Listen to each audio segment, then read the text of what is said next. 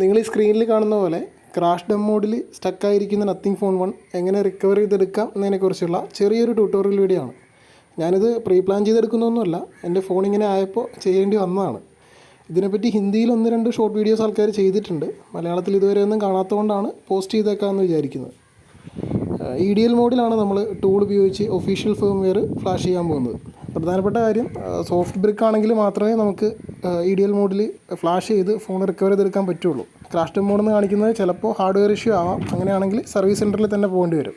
ആദ്യം തന്നെ നമുക്ക് ഈ കാണുന്ന 2 സിപ്പ് ഫയൽസ് ഡൗൺലോഡ് ചെയ്യണം. ഇതിൽ ആദ്യം കാണുന്നത് EDLൻ്റെ ഡ്രൈവറാണ്. ഇത് 12 MB സൈസ് വരും. രണ്ടാമത് കാണുന്നതാണ് അൺബ്രിക്ക് ടൂൾ. ഇത് ഏകദേശം 3.5 GB ഉണ്ടാവും. രണ്ടും എക്സ്ട്രാക്ട് ചെയ്യണം. ഇതിൻ്റെ സൈഡിൽ കാണുന്ന ഈ ഫോൾഡർ ഞാൻ എക്സ്ട്രാക്ട് ചെയ്ത് എടുത്താണ്. ഇനി ആദ്യം ഡ്രൈവർ ഇൻസ്റ്റാൾ ചെയ്യണം. അതിന് എക്സ്ട്രാക്ട് ചെയ്ത ഫോൾഡർ ഓപ്പൺ ചെയ്ത് ഇതുപോലെ ഇൻസ്റ്റാൾ കൊടുക്കുക. എൻ്റെ 64 ബിറ്റിൻ്റെ PC ആണ്, അതുകൊണ്ടാണ് ഞാൻ അത് സെലക്ട് ചെയ്തത്.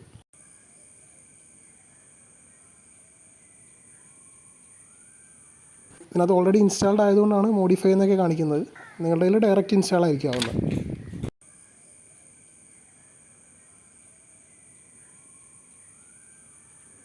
ഇനി താഴെയുള്ള അൺബ്രിക്ക് ടൂൾ എടുക്കാം. ഇതിനകത്ത് നത്തിങ് ഫ്ലാഷ് ടൂൾ എന്ന് പറഞ്ഞ് കാണിക്കുന്നതാണ് നമ്മൾ സോഫ്റ്റ്വെയർ ചെയ്യുന്ന ഇൻ്റർഫേസ്. അത് ഓപ്പൺ ആക്കുന്നതിന് മുന്നേ ആയിട്ട് നമ്മുടെ ഫോണ് EDL മോഡിലേക്ക് ചേഞ്ച് ചെയ്യണം. സാധാരണ സാംസങ്, റെഡ്മി പോലുള്ള ഫോണുകളിലൊക്കെ EDL മോഡിലേക്ക് മാറ്റണമെങ്കിൽ സെപ്പറേറ്റ് ഒരു USB ഡിവൈസ് വേണം. ഭാഗ്യവശാൽ നത്തിങ് ഫോണിൽ നമുക്ക് കീ കോമ്പിനേഷൻ വെച്ചിട്ട് EDL മോഡിലേക്ക് പോവാം. അപ്പോൾ അതിന് ആദ്യമായിട്ട് ഫോൺ സ്വിച്ച് ഓഫ് ചെയ്യണം. ക്രാഷ് ഡെം മോഡിലായിരിക്കുമ്പോൾ പവർ ബട്ടൺ ഞെക്കി പിടിച്ചിട്ടുണ്ടെങ്കിൽ ഡയറക്റ്റ് സ്വിച്ച് ഓഫ് ആകില്ല. അപ്പോൾ അതിന് നമ്മൾ ഫാസ്റ്റ് ബൂട്ട് മോഡിലേക്ക് പോകണം. അതിനായിട്ട് ക്രാഷ് ഡെം മോഡിലിരിക്കുമ്പോൾ തന്നെ വോളിയം ഡൗണും പവർ കീയും ഒരു 5-6 സെക്കൻഡ് ഞെക്കി പിടിക്കുക. എന്നിട്ട് ഫോൺ വൈബ്രേറ്റ് ചെയ്യുന്ന ആ സെക്കൻഡിൽ പവർ ബട്ടണിൽ നിന്ന് മാത്രം കൈ എടുക്കുക. വോളിയം ഡൗണിൽ അങ്ങനെ തന്നെ വെക്കുക. അപ്പോൾ ഇതുപോലെ ഫാസ്റ്റ് ബൂട്ട് മോഡ് വരും. എന്നിട്ട് വോളിയം അപ്പ് ഡൗണൊക്കെ ക്ലിക്ക് ചെയ്ത് ആ മേളിലുള്ള ഓപ്ഷൻസ് മാറ്റി പവർ ഓഫ് എന്നുള്ളതാക്കിയിട്ട് പവർ ബട്ടൺ ക്ലിക്ക് ചെയ്തിട്ടുണ്ടെങ്കിൽ ഫോൺ സ്വിച്ച് ഓഫ് ആവും. ഇനിയാണ് നമ്മൾ EDL മോഡിലേക്ക് പോകുന്നത്. EDL മോഡിൽ പോകാൻ വേണ്ടിയിട്ട് വോളിയം അപ്പ് കീയും വോളിയം ഡൗൺ കീയും ഒരു 5 സെക്കൻഡ് ഞെക്കി പിടിക്കുക. ഇങ്ങനെ ഞെക്കി പിടിച്ചുകൊണ്ട് തന്നെ ഫോണ് PC ആയിട്ട് USB കേബിൾ വഴി കണക്ട് ചെയ്യുക. ആ കണക്ട് ചെയ്യുന്ന സമയത്ത് നത്തിങ്ങിൻ്റെ ലോഗോ ജസ്റ്റ് ഒന്ന് ഫ്ലാഷ് ചെയ്തിട്ട് വീണ്ടും സ്ക്രീൻ ഓഫ് ആവും.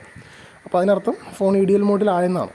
സ്ക്രീനിൽ പ്രത്യേകിച്ചൊന്നും കാണിക്കില്ല. സാധാരണ നമ്മൾ റിക്കവറി മോഡ് വന്നാലും ഫാസ്റ്റ് ബൂട്ട് മോഡ് വന്നാലും സ്ക്രീനിൽ എന്തെങ്കിലുമൊക്കെ കാണിക്കും. പക്ഷേ EDL മോഡാണെങ്കിൽ സ്ക്രീനിലൊന്നും കാണിക്കില്ല, ബ്ലാക്ക് തന്നെ ആയിരിക്കും. അപ്പോൾ ഫോൺ EDL മോഡാണോ എന്ന് അറിയാനായിട്ട് ഡിവൈസ് മാനേജറിൽ പോയിട്ട് ആ പോർട്സ് എന്നുള്ളതിൽ ക്ലിക്ക് ചെയ്യുക. അപ്പോൾ അവിടെ ഇങ്ങനെ കോൾകോം എന്ന് എഴുതി വന്നിട്ടുണ്ടോ എന്ന് നോക്കുക. അങ്ങനെ വന്നിട്ടുണ്ടെങ്കിൽ ആ ഫോൺ ഓൾറെഡി EDL മോഡിൽ കണക്റ്റഡ് ആണ്. ഇനി നേരെ നമ്മുടെ നത്തിങ്ങിൻ്റെ ടൂൾ എടുക്കുക. അപ്പോൾ ഇതിലിങ്ങനെ ഫോൺ കണക്റ്റഡ് എന്ന് പറഞ്ഞ് കാണിക്കും. മേലുള്ള പാർട്ടീഷൻസ് എന്നുള്ളതിൽ ക്ലിക്ക് ചെയ്യുക. അതിൽ ചൂസ് പാർട്ടീഷൻസ് എന്നുള്ളതിൽ ക്ലിക്ക് ചെയ്തിട്ട് FRP എന്നുള്ളത് ടിക്ക് ചെയ്ത് കൊടുക്കുക. ഒരു ചെറിയ വാർണിംഗ് പേജ് കാണിക്കും, അത് എസ് കൊടുക്കുക. എന്നിട്ട് ഓക്കെ കൊടുക്കുക.